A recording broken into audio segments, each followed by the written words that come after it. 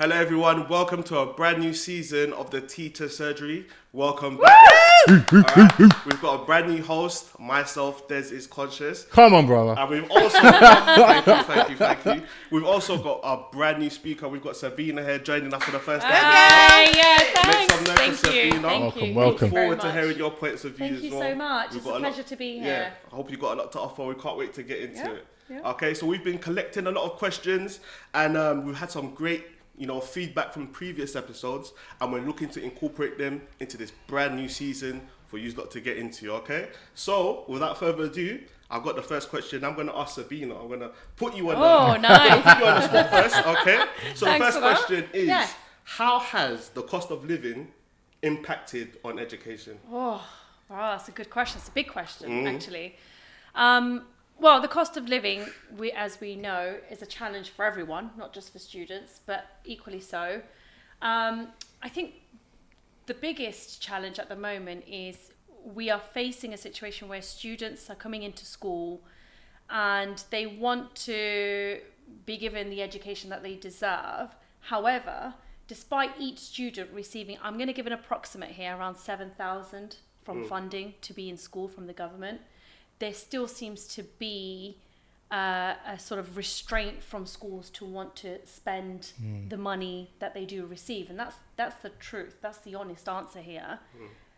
Funding hasn't been cut. If anything, what we've seen in the last 5 or 6 years, we are getting more money per student now. Schools are getting more money. That's interesting. It is.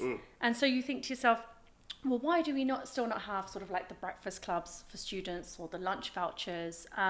We know some schools are doing really well. They're doing food banks and they're trying to be more community involved. But there is a lack of resources available. And we know that some teachers are having to dip into their own pockets to provide resources for their students. I never would have thought that. That's what teachers are digging into their own pockets to provide for the students. Yeah, many teachers, are digging into their own pockets because they need resources. But then you think, why have we come to that point where we know the cost of living has gone up, which is affecting families, but actually funding hasn't been affected?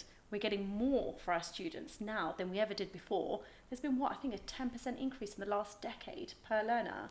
That's a lot of money. We know that teachers' salaries haven't increased, so where is this money going? I think as well, from a parent's point, when it comes to trying to find the money for, say, school dinners, you haven't got the money to pay for it, and that learner isn't entitled to a free school meal, so it's easier not to send them. I mean, it was only one morning this week they were saying on the radio how attendance has dropped even worse since COVID and before, and a lot of it is to do with the cost of living. They can't actually afford to get them into school to feed them. Yeah. So, if there's school dinners and they're not providing free meals and you haven't got that money to give them for lunch, you're not going.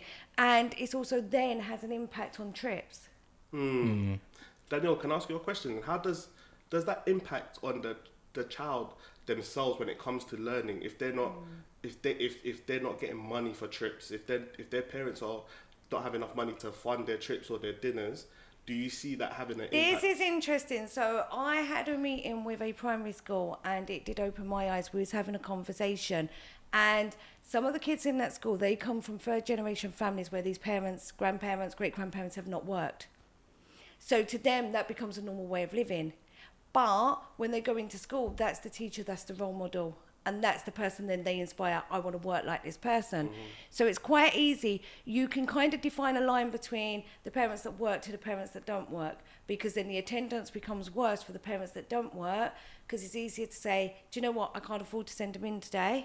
Let's just stay at home. Shocking. Where mum that does work, I've got to go work to make sure I've got that money coming in. So then you're going to have to go in, you're going to have that sandwich, even if you don't want that sandwich, and get through the day. It's affecting their mental health though, isn't it, the students? Because what we've done, we've taken them away from the social inclusion, which is a really big part of education. I'm a mother of 3. I know my kids are at primary years, and I am still having to pay for their extra clubs. I'm having to pay because I need to be at work. I'm having to pay for their meals. I'm having to pay for any trips they go on. But I also know, like you said, not all children have that opportunity to go, and I think it's affecting the dynamic of the group. They sort of feel a little bit excluded as well. And it goes back to what you were saying, by missing the trips, it does miss out on their education, because sometimes taking them away from that familiar learning environment and taking them to a museum, for example, they're learning but in a fun and different way. And more will be retained from that trip along with the memories, as opposed to being in the classroom, or when all your classmates are going and you can't afford to go, it kind of puts that stigma on. Why couldn't they go? Why couldn't they go? How about things like social, you can get this if you want, Clem. How about things like social exclusion? For example, I remember when I was young, you know, if you didn't have the latest trainers or shoes, or your shoes were worn out, or, you know, your trousers are 2 sizes too small, you still got to wear last year. How does that impact bullying and, you know, the way that they it's funny you say that, because that kind of like resonates with what like Danielle was just saying. So yeah, absolutely, that will have a massive impact, especially if, you know, they're not wearing the latest, you know, garms, clothing, designer, etc., phones. Like it all has a negative impact to the point where that child or that student feels, you know, excluded. And then also the other side of it as well, where, you know, they could be bullied as well for those things, for those exact things as well. So I think it also flips as well. Come away from primary, look at the older years, and I believe through the cost of living, that's where a lot of the crime comes from. So if you can't afford to have the nice stuff, go and take it. It's not right. I'm by far not saying it's right. But it does happen. There is it happens. crime, because I can't afford to get that iPhone 13, but you know what? Yours probably insured, so I'm going to take your iPhone 13. You can get your own replaced, and now I've got... I don't know what your views are on that, but I do believe crime's rising again through the cost of living. Oh, yeah. Definitely. That goes hand in hand. And it's getting younger. Oh, yeah, without a doubt. And I think when like, you know, because it's jealousy, isn't it? You know, if they see something that they can't obtain or they can't afford, then it's jealousy, and then they'll go and, you know, make it harmful or for another student, you know. I just think, you know, especially where you're having some parents that have got more than one child or, you know, 2 children in a household, it's going to be very, very difficult to keep up with the maintenance like of that child, whether it's clothing, whether it's food. And so I think schools have to do much more. I mean, I you know, I'm seeing it from one standpoint where, you know, the college I attend, they do have a breakfast club. So I see the positive impact like it has, because they're able to come in, they don't have to pay for their breakfast. And then at least that way they feel safe in a way, because they know that they can come here, have breakfast, and then, you know, focus the rest of the day on their studies or whatever activities that they've got. So yeah, it's really important. Like the schools have got to like really, really step up. I think also as well, it's some parents are holding down 2 jobs now to try. So they go to school, they learn, but then they come home, they need help with homework. But there's no one there to give them that support as well. So when that's another impact. So it's a different impact, but still impacts on their education. Or you find the older brothers and sisters are then looking after the younger ones, so mom, dad both can hold down 2 jobs just to be able to pay, not just, but to be able to pay the bills, gas, electric, and put food on the table. So then that becomes an impact on the learning. Has there been a change that you've observed though? I mean, obviously the cost of living, we know that, you know, people have always struggled with money wise, you know, parents not having enough money is not new.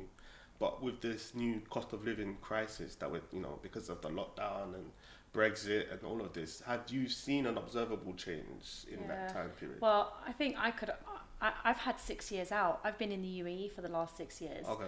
So what £20 could do 6 years ago, I was mortified when I got back, and I just went out to eat with my family, and I couldn't believe the bill. I was like, this is not okay. And then it was my family member's birthday, and I just went out to get some groceries to make a cake. And for £20, I could barely get the ingredients that I needed to make a cake. It's crazy. It's mad. And for me, I've seen such a significant difference in what that £20 used to do 6 years ago. Honestly. To what that £20 does Honestly, today. I'm smiling now because, I mean, you know, like, I remember a £40. It would go such a long way. You'll go to the grocery store with £40 and you get 3-4 Right. bags. But Now this is I'm it. just getting one carrier bag. Absolutely. I'm not Absolutely. ashamed to admit, I can still remember getting on a bus for 30p and a Yeah. 10p. Right. Yeah, and yeah, a yeah, 10p yeah. Freddy bar from Right, the shop. yeah. Yeah. That 10p is now 25p. No. This is it. yeah, I yeah, think it's gone up yeah. even more in Yeah. some, but you still kind of Yeah. remember. Okay. It has. There's been a significant difference, of course. But the question, and I want to bring it back to schools because, you know, parents do have to work and there's a lot happening in our homes. But what we want to do is we want to remind schools actually that there is a bigger responsibility on them. They don't have the funding cuts. They've reduced staffing. They've reduced a lot of the facilities. But why? We need to be, as parents, speaking to schools about that. Yeah, Oh, definitely. thank you. That was such an interesting part because I've learnt so much. But as we all know, we're on to the next segment. And we get a lot of questions from the public and we want to answer all of your questions. So we've introduced a new part of, you know, this brand new season. We're going to spin the wheel and then we're going to choose which question we're going to answer. All right. And then let's see. Each question is allocated. Each color is allocated to one of you guys, by the way. Oh. Okay. So let's see what happens. No, that was a weak spin. I'm trying not to break it. All right. There we go. There you go. Okay. So, Sabeena. Oh, I'm the green. Sabeena. Good colour. Strong colour. So, okay. So the question from our public is, what can schools do to prevent vaping? Oh, vaping has become the new thing that even all kids are getting involved. It's kind of like, where has it come from? It's just so big and huge all of a sudden. But schools need to do what we do with every new theme that's coming through, which is to educate. We need to educate parents around vaping, which is to talk about the risks and the fact that actually it's not been approved by the UK that it's a safe way of smoking. Well, no way of smoking is safe. But we're not quite sure what vaping is and what's involved with vaping. So I think we need real attention to detail here around educating parents, but also as a school, involving the community in that and raising awareness is key. But also think about how we can embed the risks of vaping in our curriculum. We have your tutorial programs, we have our lessons. Think about how we can raise local awareness and local issues. When I say local, it's probably more of a national issue now. But think about how we can incorporate that into our teaching. I think that's what schools need to be focusing on, the real issues that are out there that are affecting our children. And parents can hold the school accountable. You know, parents can say, this is a rising trend. I want to know what is my school doing about this to educate us as a community and to educate our students, our children. Yeah, I think like you pretty much touched on it, on, like hit the nail on the head really. Education is key in it. I think we've really got to educate them in terms of like the risks that are involved when it comes to vaping. And the reason why, for me, like it's so important to really educate the students and the parents is because what I've seen lately is you get students that don't even smoke, never even touch a cigarette. Yeah. Never even touch a cigarette. But because of this trend, you know, they are now vaping and now smoking, and they don't actually know, you know, what's going into their bodies, you know. So it is really about educating them, showing them the risks. You know, I think maybe one of the best ways to do it, you could bring someone in if you know anyone, or networking with someone who maybe has had a negative kind of like, you know, experience with vaping. Yeah. I think that might be a good way. Bring them in, let them talk to Yeah. the students, because the students sort of like listen to their peers more than they listen They to do like listen to their peers, students. You know yeah, what I mean? absolutely. Their teachers. So Yeah. that could be one. I just think that the student, like what you said, they've got no chance because I've not smoked in my life. I've never smoked a cigarette, but I found myself addicted to vaping for like 9 months, and I've stopped. But I'm thinking, if someone like me in my, you know, my big age, someone like me in my big age, can just randomly get addicted to it. Yeah. What have these who's never smoked in my life? Yeah. Just randomly get addicted to it. I'm thinking, what have the chance of the kids got? Yeah, they're more vulnerable, aren't they? They're Yeah. more vulnerable, and it's become really cool. And it's become a thing because no one's actually stopped and said, no, actually, this is happening. It's gone global, and we need to just stop and think about what we're doing right now. But I've seen nothing from our local schools. I've not even seen a marketing material around saying we're inviting all parents in to talk about this and work collectively as a community to talk about how we're Is going there to no tackle it. policy? Are they allowed to smoke? Well, this is there- what I there was going is- to say. yeah. I think, though, coming from a college, it's not only just about educating, but it's about setting boundaries. You can educate anyone in gangs. You know, it happens in schools. We know that does. Smoking as a whole, you can educate, but if they're going to do it, they're going to do it. So it's about setting boundaries. If you smoke when you're here, this is the consequence. So if you're going to vape, them though? Are we stopping them from doing it? But you're stopping them. But you can walk down a corridor and you just smell all the different aromas of the vapes. So how do you? So that's a big problem. Yeah, that's a problem. Yeah. The smell is not long lasting. So that is a problem. The problem is setting the boundaries of what happens if you vape on site, Yeah, as opposed to don't vape. Is there currently any boundaries? Are they allowed to No, vape? no, there's no policy. So, There's no policy around. no, there is a so in our college you are not allowed to vape on site. Okay. So if but you it's get school to school. It's not like a so national... if you get caught, then the duty manager comes. They deal with it. You could go on a first warning, a disciplinary. It goes wherever, how many times you've been told. What? So they're not allowed to vape even like in a smoking. We don't. It's a non-smoking building. Oh really? Yeah. So no, not inside the building. I No, mean, like on premises. Really? No smoking Okay, that's college. the first I've ever heard that. college. Okay. Yeah, so okay. if you wouldn't light a cigarette in the college, but you can walk around and easily vape. Now, if you've got 10 people there, how do you say it was you? Yeah. You can just smell the lovely aroma of cherry ice, raspberry, Coca-Cola, whatever it is coming through. So I think, yes, educating them, but it's the boundaries. Yeah. How do you set the boundaries to say, maybe go off site and do it? Yeah, don't do it in the building. You'll set the fire alarms off. You'll do this. You'll do that. Sorry. I'm just saying it's twofold. You can't stop someone. You can educate them, but you can't stop them. But it's putting the boundaries in to say there's got to be a consequence if you do it on No, site. I agree totally. I totally agree. I mean, I do know in terms of if there are no boundaries, I do know secondary schools there are boundaries. Like just like smoking, students will not be allowed to smoke. Whether it's cigarettes, vapes, any kind of, what I mean? So when it comes to secondary schools, there's definitely a boundary and a consequence. Whereas if it's an FE college, like a further education college, then various different colleges might have their own kind of policies. But yeah, in the building, because obviously I've witnessed it myself, where in my place, if you are caught smoking a vape in the building, that's an automatic 2-day suspension. Yeah, but they're not getting caught. It's hard though because it's hard to catch I know, I'm them. just saying, when they I'll are... give a different example though of how it doesn't help. So a couple of weeks ago I went to the O2 to a concert. In there you could not smoke. You could leave the building to go and have a cigarette, but you could vape anywhere you wanted. Yeah. So you can vape in the O2, but you can't leave the building if somebody's a smoker to go and have a cigarette. So they're making it acceptable to vape. Can I make a counterpoint? Let's just say if there's a young teenage,